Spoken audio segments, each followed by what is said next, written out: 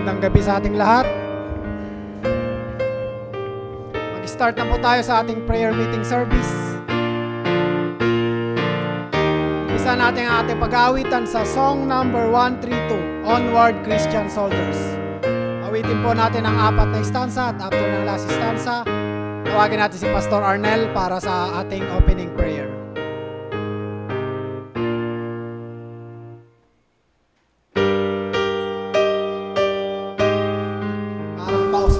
Pakilakasan niyo po ang boses niyo. First stanza. Oh Lord, Christian soldiers, marching as you are. In the cross of Jesus, glory on before. Christ our royal master, leads us against the foe. For our into battle, see His banners blow. Onward, Christian soldiers, marching as to war. With the cross of Jesus, going on before. At the sign of triumph, save us but free. Onward, Christian soldiers, on to victory. The salvation's prepared at the shout of praise. Brothers, lift your voices, loud your anthems raise. Onward, Christian soldiers, marching as to war. With the cross of Jesus, going on before. God, your mighty army, moves the church of God. Daughters, lead our journey, where the saints have gone. We are not divided, all one body we, one in hope and captive, one in charity. Onward, Christian soldiers, marching as to war. With the cross of Jesus, going on before. Onward, empty people, join our happy throng. Then we launch your voices in the triumph song. Glory loud and honor unto Christ the King. Peace to countless ages, when angels sing. Onward, Christian soldiers, marching as to war. With the cross of Jesus, going on before. Tawagin po natin si Pastor Arnel para sa ating opening prayer. Tayo manalangin. Lord, dalangin ko pa na pangunahan mo po kami this evening, Panginoon, sa aming pong panalangin at pangunahan mo rin po, Panginoon, pong tagapagsita na sa kanya pong pangaralan pong seta, Panginoon, bless mo po siya. Gamitin mo, Panginoon, ang bawat sa po sa amin, Panginoon, this evening, Panginoon, na makalapit po kami, Panginoon, sa iyo at i-bless mo kayo, Panginoon. I-bless mo rin, Panginoon, ang bawat isa, Panginoon, sa gayon pong ito, Panginoon, na mga palit po namin, nakasama po namin nandito, Panginoon, maging mga nanonood online, Panginoon. Jesus, I pray. Amen. Amen. Amen. Muli po tayong umawit. Song number 380, Higher Ground. Awitin po natin muli ang apat na stanza at after na last stanza, tawagin natin si Brother Marlon para sa ating offeratory prayer.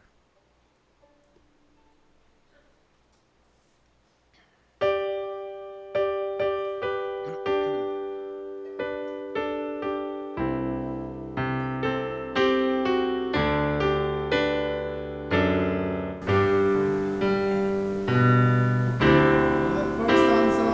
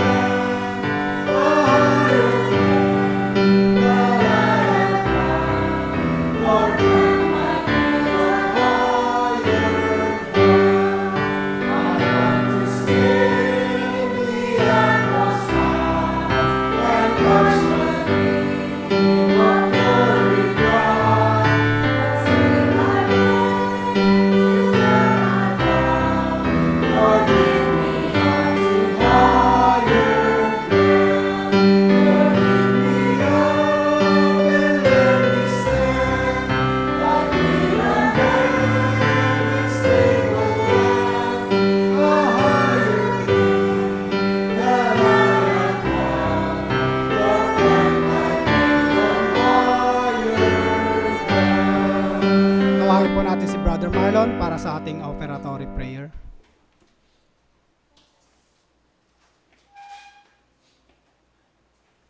Let's pray. Manaming Diyos na makapangyarihan sa lahat, salamat Panginoon sa gabing ito Panginoon, sa pagkakataon Lord na muli kaming makapagtipon Panginoon. Dalangin namin Lord na patawarin mo kami Panginoon sa aming mga pagkakasala Panginoon, sa mga pagkukulang namin Lord na hindi namin nagagawa para sa inyo Panginoon. Dalangin namin Lord na ihanda mo aming mga puso Panginoon sa aming pagbibigay sa gabing ito Panginoon. Pagpalain ni Lord ang bawat pera na malilikom na maging kagamit-gamit Panginoon sa inyong gawain sa lugar na ito Panginoon. Dalangin namin Lord ang inyong pangunguna Panginoon, ang aming speaker, kayo po ang magbigay ng wisdom Panginoon, at ganoon din po sa bawat isa Lord na makakapakinig Panginoon ng inyong salita. Ito po ang panalangin sa matamis sa pangalan ng aming Panginoong Jesus. Amen.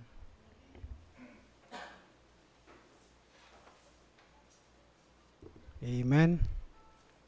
Dumako po tayo sa testimony.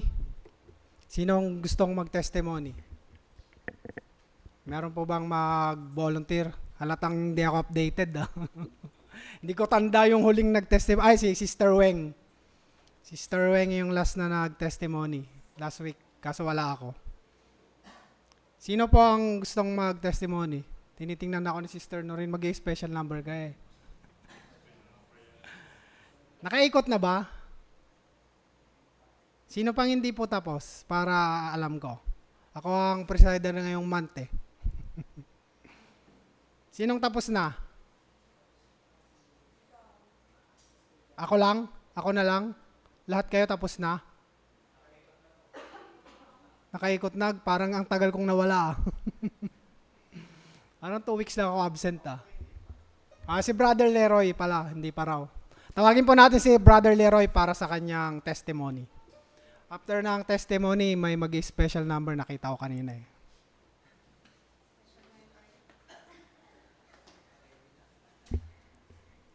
Good evening po sa ating lahat. Hindi ko po alam kung ano yung ite-testimony ko ngayon.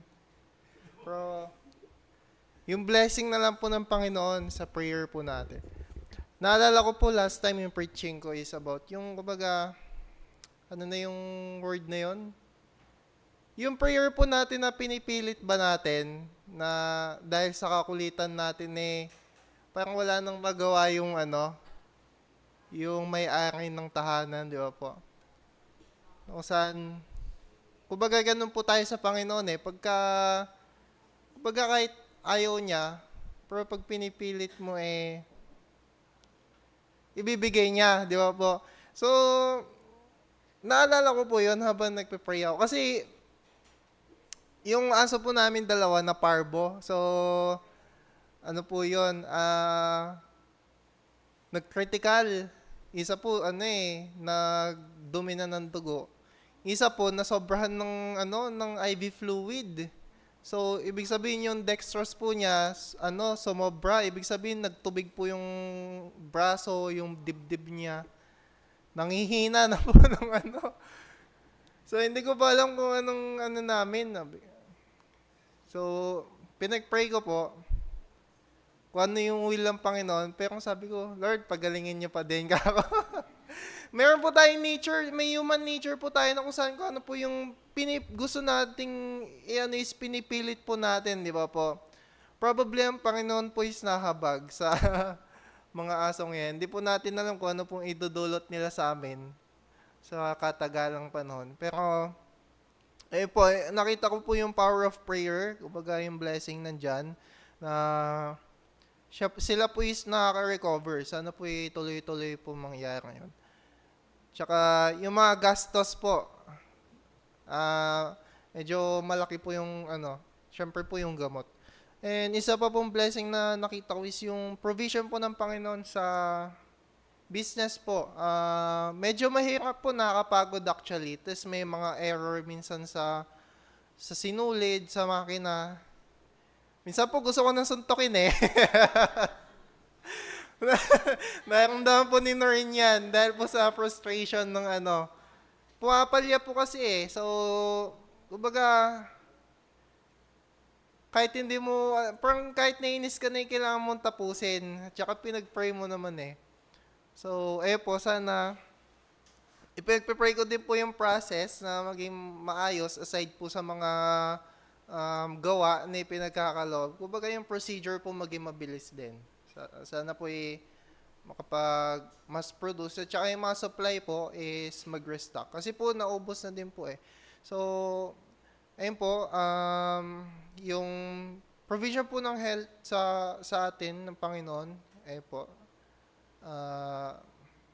paiba-iba po ang panahon ngayon. Umuulan, mainit. Ayun. May kakilala pong dyan, nilagnat. Buti na lang ako hindi. Ayun. So, blessing po yon ng Panginoon sa atin. At yun lang po yung testimony.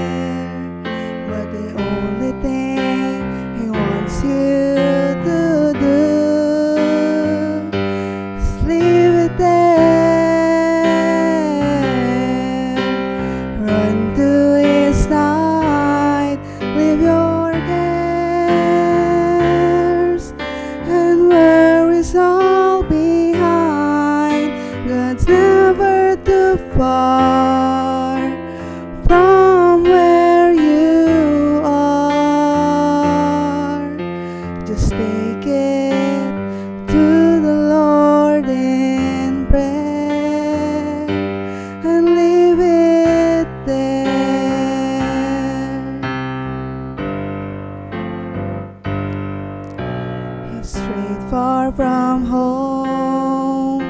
You're lost and alone. This place you're in has never felt so dark. Just come to the light. It's waiting for you to let go of the fears holding you. Leave it there. Run to His side. Leave your cares and worries all behind. God's never too far from where you are. Just take it to the Lord in prayer and leave it there. Just take it to the Lord in prayer and leave it there.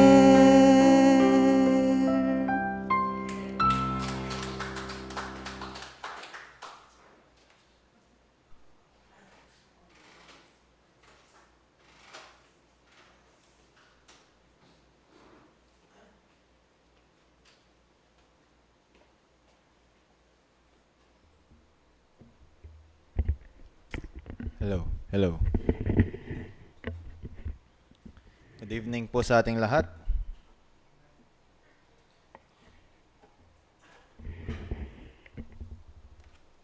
Tumayo po tayong lahat. Romans ng ating po mga Bible.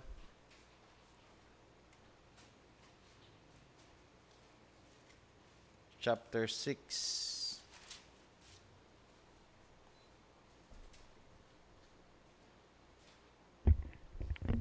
Romans chapter 6, natin po mga Bible. Kung nandiyan na po tayo, saya po nga dyan sa verse 1. What shall we say then? Shall we continue in sin, that grace may abound? God forbid. How shall we that are dead to sin live any longer therein? Tayo po yung mag-jump sa verse 9. Knowing that Christ, being raised from the dead, dieth no more, death hath no more dominion over him.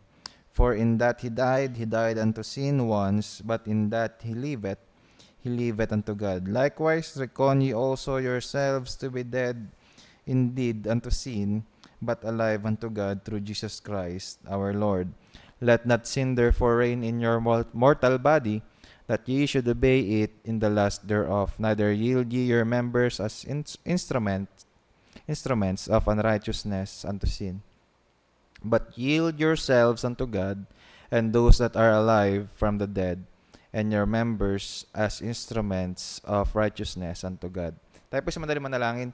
Panginoon, maraming salamat po sa inyo pong salita na ipong nabasa. Dalangin po namin na kayong patuloy ang manguna, tumulong sa amin, Panginoon, mangusap at kumatok pa yan sa ipong mga puso at isipan, Panginoon. Lord, diling po namin na huwag niyo pong hayaan na ipong puso ay magmatigas. Tulungan niyo po kami na i-open po ito, Panginoon, upang matanggap po namin ng maayos pa ng inyo pong biyaya, Panginoon, at pagpapala ngayong gabi. Dalangin din po namin, tulungan niyo po kami, Panginoon, na bagamat kami ligtas ay hindi po, Panginoon, mamuhay sa kasalanan. Dahil, Panginoon, alam po namin na kayo pa ay nalulungkot, Panginoon, nasaktan pa sa time pa kayo po tumatalikod sa inyo. Tulungan niyo po kayong patuloy, gabayan. Gamitin niyo po ang patuloy, Panginoon, upang may pahayag na mabuti at maayos, Panginoon, ang inyo pong mensahe ngayong gabi para po sa isa't isa. At dalangin din po namin, alisin niyo pa namang disturbances, namang pagkilos ng demonyo, Panginoon, upang ang inyo pong mensahe hindi po namin matanggap ng maayos. Dalangin po namin, alisin niyo pa namang bumabagabag sa aking pong puso't isipan. Tulungan niyo rin po kami, Panginoon, na kayo lamang makita, Panginoon, sa oras po na ito, Panginoon, sa bawat pakikinig ng bawat isa. Maraming salamat, Panginoon, sa lahat. Ito po aming dalangin sa matamis sa pangalan na aming Panginoong Hesus. Amen. Pwede po tayo magsiyo po. At ito po yung isang bagay na madalas po nating sinasabi pag tayo po nag-soul win, na hindi porket ligtas na tayo pupunta ng langit kahit tayo ay magkasala, ay ticket na yon para gumawa po tayo ng kasalanan. Ano po, tama po ba? Ayan po yung madalas po ating sinasabi pag tayo po nag-soul win. Bakit po? Sabi nga po sa verse 1, what shall we say then? Shall we continue in sin that grace may abound? God forbid. How shall we that are dead to sin live any longer therein? Sabi po yan, tayo ba dapat ay patuloy na mamuhay sa kasalanan para ang grace ng Panginoon ay patuloy nating magamit, kumbaga? Pero sabi po dito, God forbid. How shall we, paano tayo napatay na sa kasalanan ay patuloy na mamuhay sa kasalanan? Ang isa pong patay sa kasalanan ay hindi na pwedeng mamuhay sa kasalanan. Bakit po siya po ipatay na? At ang patay, spiritually, ay hindi rin naman po hindi po siya mabuhay spiritually. Ang gumagawa ng kasalanan ay ang hindi ligtas. At ang ligtas ay ang hindi gumagawa ng kasalanan. Sabi nga po niya dito, verse 3, know ye not that so many of us as were baptized into Jesus Christ were baptized into his death? Therefore we are buried with him by baptism into death, that like as Christ was raised up from the dead by the glory of the Father, even so we also should walk in the newness of life. Should walk in the newness of life. Kung papansin po natin yung sinabi rin po sa Bible na all things are passed away, behold, all things are become new.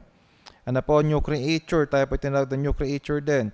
For if we have been planted together in the likeness of his death, we shall be also in the likeness of his resurrection, knowing this, that our old man is crucified with him, that the body of sin might be destroyed, that henceforth we should not serve sin. Ulitin po yung sabi doon, that henceforth we should not serve sin. Bakit daw po? The body of sin might be destroyed. Saan pong nangyari yung bagay na yon? That our old man is crucified with him. Na yun tayo po, yung lumang tayo, yung makasalanan na tayo, ito po yung na-crucified na kasama ang ating Panginoong Jesus. At ito po yung na-crucify para saan po? Para magkaroon, ito po yung mamamatay, nilibing, at ito po yung wala na. Nung nabuhay na magmula ating Panginoong Kristo, ito po yung tatawag na baptism. Sinisimbolize po yun, death, burial, and resurrection ni Christ. At sa atin po, yun po yung nagpapakita ng ating pong pagkamatay natin sa sin. Wala na po ang sin dapat sa atin. It doesn't mean na tayo po ay hindi na magkakasala. Tayo po yung nagkakasala pa rin. Bakit po? Tayo po yung makasalanan, naagawa pa rin tayo ng mali. Pero mamuhay sa kasalanan, ito po ibang bagay. Yung pamumuhay sa kasalanan, ito po yung wala na dapat. Ito po yung patay na. Tayo po yung binuhay, binigyan ng panibagong buhay. Sabi nga po doon, yung new creation, new creature. Yung old things ay pass away na at binigyan tayo ng mga bagong buhay ng Panginoon. At ayun po itawag na resurrection. Yun po yung pinaportrait natin sa resurrection ng baptism. At kung makita natin doon, hindi na po yung tulad ng dati na sa kasalanan po dapat tayo nabuhay. Yun po yung pinapakita niya sa part po na ito. Knowing this, that our old man is crucified with him. Verse 8, now if we be dead with Christ, we believe that we shall also live with him. Kung tayo po ay namatay kasama po ni Kristo, at tayo rin po ay mamumuhay kasama rin po niya. Sabi pa, knowing that Christ being raised from the dead, dieth no more, death hath no more dominion over him, for in that he died unto sin once, but in that he liveth unto God. Verse 11, likewise reckon you also yourselves to be dead indeed unto sin. Dead indeed unto sin, but alive unto God through Jesus Christ our Lord. Kung aalalahanin po natin, yung sinabi rin po sa Bible na I am crucified with Christ, nevertheless I live, yet not I, but Christ that lives in me, or liveth in me. At sabi rin po yan sa may verse 12, let not sin therefore reign in your mortal body, that ye should obey it in the lust thereof. Ano po? Huwag po ating hayaan, sabi dyan, na ang kasalanan ay ang manguna sa ating mortal na katawan. Ano po? Ito po yun. Ito pong flesh natin. Sabi, that ye should obey it in the lust thereof. Bakit po? Once na ang kasalanan ay namuhay po sa atin, ito po yung ating susundin na parati. Tama po ba? Siyempre, siya yung naunguna sa'yo, yun yung naunguna sa buhay mo, yun yung parati mong ginagawa, ayun talaga yung susundin ng katawan mo. Sabi rin po dyan, neither yield ye your members as instrument of unrighteousness. Ang members po, tinutukoy dito, ito po yung part po ng ating mga katawan. Ano po, members, pag sa'yo members, parang sa body of Christ, ito po yung church. Ano po, may kanya-kanya po tayong part bilang member ng church. Sa atin po personally, ang members po natin, personally, ito po yung part ng katawan po natin. So yung kamay mo, wag magnakaw, ano po, hindi yung ano po, nagsasariling gumagalaw yung kamay, ano po, hindi po ganon. Sabi niyan dyan, neither yield ye your members an instrument of unrighteousness unto sin. Huwag tayong hayaan na yung ating mga katawan, yung mga parts na ito, ay magamit sa kasalanan, yung kamay sa pagnanakaw, pangungupit, yung bibig sa paninira, yung paa, ano bang ng paa? Pagtakbo. Pagtakbo na lang sa Panginoon, sabihin natin. O yung mata sa pagdanasa. Ano po, at marami pang iba. Sabi po dyan, but yield yourselves unto God as those that are alive from the dead, and your members as instruments of righteousness unto God. So mamimili lang naman po tayo sa pating gagamitin natin pong katawan. Dalawa lang naman pong pamimili natin. Ito po ay sa kasalanan o sa pagsunod po sa Panginoon. Ano po, sa kasalanan o sa pagsunod sa Panginoon. Ang sabi nga po, ang pera, kumbaga sa pera, ang pera ito po ay neutral na bagay. Ang pera po ay pwede mong gamitin sa mabuti at pwede mong gamitin sa masama. Ano po, hindi po ang pera ang root ng evil. Ano po, the love of money is the root of evil. Ano po, hindi po yung money. Bakit po ang money? Ito po yung instrument. Pero yung pagmamahal mo sa bagay na yon, ito yung nagiging cause ng kasalanan o paggawa ng kasalanan o ng masama. Bakit po? Sabi nga po, ang lahat ng bagay na sobra, ito po ay masama. Ang pagkain po ay hindi masama, pero ang sobrang pagkain ng gluttony, ito po ay kasalanan. Tama po ba? Ito po ay kasalanan ng gluttony. Gluttony po ang katakawan ng sobra, ito po ay kasalanan. Hindi masamang kumain ka. Huwag lang na sobra yung to the point na masisira na yung iyong katawan. Bakit po? Sa bagay na yun, ikaw ay nagkakasala na. Bakit po? Dahil ang ating pong katawan, kung maalala po natin, ito po ay templo ng Panginoon. Ano po kung sisirain natin yan, ito po ay, tayo po ay nagkakasala sa Panginoon. At sabi rin po niya dito, for sin shall not have dominion over you, for ye are not under the law, but under grace. Bakit po sabi niya dyan? For we are under grace. Hindi na po under the law. Bakit po? Pag under the law, lahat po tayo ay ma-fail. Wala pong pupunta ng langit ni isa. Bakit po tayo po lahat ay makasalanan? Pero maraming salamat po sa Panginoon. Kanya pong binigay, kanya pong bugtong na anak na ang ating Panginoong Jesucristo upang mabuhay dito sa lupa, may pako sa krus, mamatay, at mabuhay na magmuli. Ano po? And nag-resurrect po nag-ascend po sa heaven. At siya ngayon po ay naging intermediator po natin ano po sa ating Ama. At sabi rin po niya dyan, What then shall we sin because we are not under the law but under the grace? God forbid. Sabi nga rin po kanina sa verse 1 verse 2, how shall we that are dead to sin live any longer therein?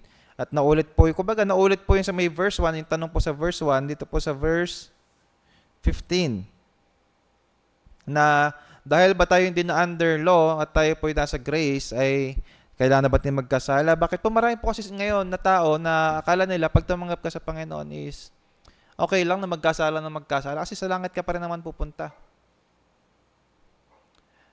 Pero ang taong ligtas, ang taong tumanggap sa Panginoon ng totoo sa kanyang puso, ay hindi na po pwedeng mamuhay sa kasalanan.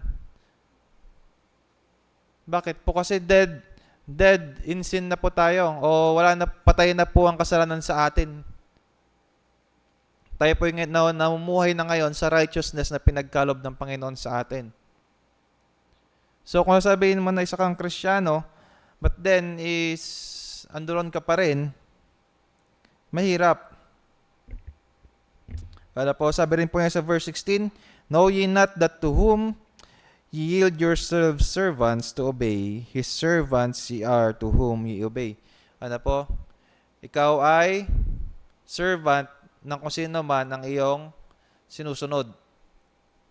So kung sinusunod mo ay yung tao, servant ka ng tao na yon. Pero kung sinusunod mo yung Panginoon, servant ka ng Panginoon. Kung hindi ang Panginoon ang sinusunod mo, ito ay ang kalaban lamang. Ayun lang naman po yun eh. Dalawa lang naman po ang master dito po sa lupa.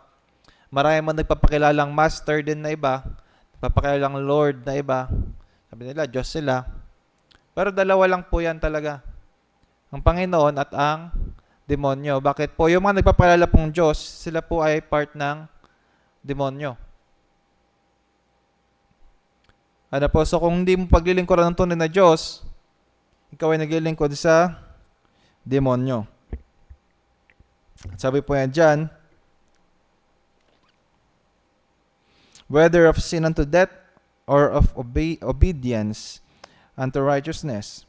But God be thanked that ye were the servants of sin, but ye have obeyed from the heart that form of doctrine which was delivered you. Being then made free from sin, ye became the servants of righteousness. Ano po? Dati po tayo po ay servant ng sin. Bakit po? Ang ginagawa po natin, yung gusto po natin. Maraming salamat na lang po sa Panginoon. Pinanganak po akong anak ng pastor. Di ko naranasang magsimba o sumamba sa Diyos-Diyosan. Pero ako po once din po naging unbeliever. Ano po, hindi naman po pinanganak na Kristiyano na. Ano po, wala pong ganon. Hindi po yung pinanganak ka dahil anak ka ng pastor ay save ka na. Hindi po ganon. Ako po ay naging unsaved din. Dito po ako sa church pero ako hindi ligtas. Pero maraming salamat po dahil noong time na ako piniligtas ng Panginoon, hindi na po tayo servant ng sin, kundi tayo po ay naging servant na ng righteousness. Ano po, ng ating Panginoon. At sabi po niya dito sa verse 19, I speak after the manner of men because of the infirmity of your flesh. For as ye have yielded your members servants to uncleanness, and to iniquity unto iniquity, even so now yield your members servants to righteousness unto holiness. For when ye were the servants of sin, ye were free from righteousness. What fruit had ye then in those things whereof ye are now ashamed? For the end of those things is death. So, lahat po ng servant ng sin, ang end po niyan is death. Hindi po physical death, kundi ito po ay eternal death. Saan po? Separation from our Lord. Ano po, after po ng death po dito sa lupa. Sabi po yan dito, verse 22. But now, being made free from sin and become servants to God, ye have your fruit unto holiness and the end, everlasting life. Sabi po niya dyan, wag po ating i-misinterpret itong bagay na to. Ano po? Sabi dyan na, being now made free from sin and become servants to God, ye have your fruit unto holiness. Ye have your fruit unto holiness and the end, everlasting life. Ito po ay fruit of holiness, o fruit unto holiness. Ang Panginoon po ay Hindi po yung titignan yung nilakad natin sa lupa para kung pupunta tayo sa langit o hindi. Ang titignan po niya is yung blood ni Christ na nashed ng Calvary, kung nasa atin ba yun, kung tinanggap ba natin Panginoong Jesucristo, ayun yung magiging basihan natin po pagpunta ng langit. Pero makikita rin po natin na yung ating tinanggap na kaligtasan, ito po ay may bunga. Ano po, ito po ay righteousness. Ano po, meron din po yung tawag na fruit of the Spirit. Love, joy, hope, peace, long-suffering, meekness, gentleness. Hindi ko po kabisado, pero marami po yan. Ayun po ay fruit. Ang salvation po ay through Jesus Christ lamang po, hindi po sa work. So po tingin na baka ito kasama kailangan yung merong yung fruit hanggang sa dulo magpapagal, sabi po ng iba, para maligtas. Bakit po sabi po kasi ng iba, ang Kristiyano dapat magpagal para pumunta ng langit. Ibig sabihin, pag tinanggap mo ang Panginoong Jesucristo, dapat ikaw mag-remain faithful ka, dahil pag di ka nag-remain faithful, pag di ka natiling matapat sa ating Panginoon, ay hindi ka pupunta ng langit, sabi nila. Which is hindi po totoo. Bakit po? Sa bagay po na yon ay dinisregard mo na po yung grace na binigay ng Panginoon sa pamamagitan po ng kanyang bugtong na anak na ang ating Panginoong Jesucristo. Sabi nga po yan dyan, and the end, everlasting life. Ano po, at sa dulo, ito po ay ang buhay na walang hanggan. Hindi po dahil sa ating pong magawa, kundi po ito po ay dahil sa Panginoong Jesucristo po natin. Sabi po niya sa may verse 23, for the wages of sin is death, but the gift of God is eternal life through Jesus Christ our Lord. Ano po, ang kabayaran ng kasalanan ay kamatayan. Sabi po sa Tagalog, ngunit ang kaloob ng ating Diyos ay buhay na walang hanggan sa pamamagitan ng ating Jesucristo na ating Panginoon. At ito po yung isa napaganda. At tayo po iligtas, tayo po yung nampalataya sa ating Panginoong Jesus na siya lamang yung ating tagapagligtas. Bakit po? Yun lamang yung bagay na makapagligtas po sa tao. Sa atin po bilang Kristiyano, ito po ay common sense. Sabi natin common sense na. Pero mahalaga pong makita natin na hindi porket naligtas na tayo ay may passes na tayo para gumawa ng kasalanan. Ano po, alalahanin po natin na sa time tayo po gumagawa ng kasalanan ng Panginoon, ang Holy Spirit ay atin po nag-grieve. Ano po, every time na gumagawa po ng kasalanan, ang Holy Spirit siya po ay ang nag-grieve dahil po sa ginagawa nating kasalanan. Ano po, at meron pong palo ang Panginoon sa paggawa ng kasalanan. Bakit? Siya po ay just. Hindi po niya hayaan na tayo po ay mamuhay sa kasalanan. At sabi nga po, walang Kristiyano o walang ligtas na pwedeng mamuhay sa kasalanan. Bakit po? Ang Kristiyano ay binigyan na po ng Panginoon ng bagong buhay. Hindi na po yun yung dating nating buhay na kung saan ay namumuhay sa kasalanan. Pero it doesn't mean, ulitin ko po sa inyo, na hindi na po tayo magkakasala. Lahat po tayo nagkakamali. Lahat po tayo nagkakasala, pero mahalaga po makita natin na hindi po dapat yung gawin ay mamuhay po sa kasalanan. Po. Maraming salamat po sa Panginoon dahil sa kanya pong grace at tayo po iligtas at hindi po ito mawawala kailanman. Ayan po yung kailangan natin makita, pero wag din po ating kalimutan na tayo po mag-remain faithful at may pakita yung righteousness ng Panginoon sa buhay po natin. Yun lang po tayo po si Pastor para po sa pagpapatuloy.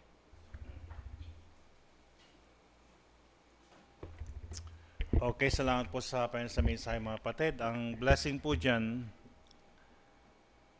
ang Kristiyano po ay pinalaya po ng Panginoon po. Sa pagiging alipin sa kasalanan, tayo po ay pinalaya doon. At ang isang Kristiyano po ay katwiran na po ang nasa kanya. Kaya sa last verse, makita po natin dyan, for the wages of sin is death, but the gift of God is eternal life through Jesus Christ, our Lord. yung sin, yung wages ng sin, ano mga kapatid, ay hindi na po applicable sa atin. Yung work ng sin, hindi rin po applicable sa atin. Ibig sabihin, yung pagiging servant po natin sa sin, dati hindi na po applicable sa atin sapagkat we are now servant of God. Amen po ba? Kaya ang fruit mga kapatid na yini-yield po natin is righteousness. Amen po ba? Although sabi ng Bible mga kapatid, yung grace will abound. Kapag may kasalanan po tayo, andyan pa rin po yung grace. Pero ang grace mga kapatid, hindi lamang po niya kinover mga kapatid for what we call sin, na i-cover po yan. Pero ang grace mga kapatid ay parang isang bagay na kayamanan po natin. Para bang huwag mong sayangin ang pera sa paglustay o pagbayad na mga bagay na kamalian, kundi gamitin mo ang pera sa isang bagay na kapakipakinabang. Para isang bagay na, isang illustration mapayad na hindi ibig sabihin ng grace po pera na po. Pero ang ibig sabihin po ng grace mga kapatid, yan po yung nagko-cover sa lahat ng bagay na pangailangan po natin. Amen po ba? Kaya gamitin po natin ang bawat bagay ayon po sa kalwalhatian po ng Panginoon. Ang salvation po hindi nawawala, pero ang fruit mga kapatid ng salvation 100% makikita sa bawat believer. Nandun po yung fruit of the Holy Spirit mga kapatid. Nandun po yung work ng Panginoon sa atin. Amen po ba? Sana po ito maging blessing po sa atin sa pagkasabi po, what shall we say then? Shall we continue in sin that grace may abound? Ibig sabihin kapatid dito ay hindi hahayaan ng Panginoon na anumang bagay na pwedeng mag-downgrade sa atin o magpabagsak sa atin o sasabihin na hindi ka niligtas. Pero dito ipinapakita ng Panginoon na kapag ligtas ka, palalayain ka ng Diyos mula sa kasalanan na yan upang ikaw ay mabuhay po ng may katwiran. Hindi po pwede mapayad ng bawat Kristiyano sasabihin na ganito ako talaga, ganito ganon. Mga kapatid, babaguhin ng Diyos maging takbo ng buhay mo. Babaguhin ng Diyos maging takbo ng kaisipan natin. Amen po ba? Yung pang-blessing mapayad sapagkat una, may Holy Spirit mapayad sa buhay po natin. Ano po? Let us all stand and pray. Lord, maraming pong salamat, Panginoon, sa amin sa pinagkaloob po sa amin na pinahayag pa ni Pastor Jar, Panginoon, bless po siya, Panginoon. Gamitin mo, Panginoon, basa sa isa po sa amin, Panginoon, na sa pangarap po yung pong salita, Panginoon, ay pangunahan mo po kami. Lord, nawa ay ang iyong pong Holy Spirit siya po magbigay po sa amin ng understanding, Panginoon. Magbigay din po sa amin, Panginoon, ng wisdom, Panginoon, na siya rin pong mag-lead po sa amin, Panginoon, ayon po sa iyong kalooban, Panginoon. Lord, bless us this evening, Panginoon. I-bless mo, Panginoon, baka po namin, nakasama po namin this evening. I-bless mo rin, Panginoon, bawat isa, Panginoon, nanonood online, Panginoon.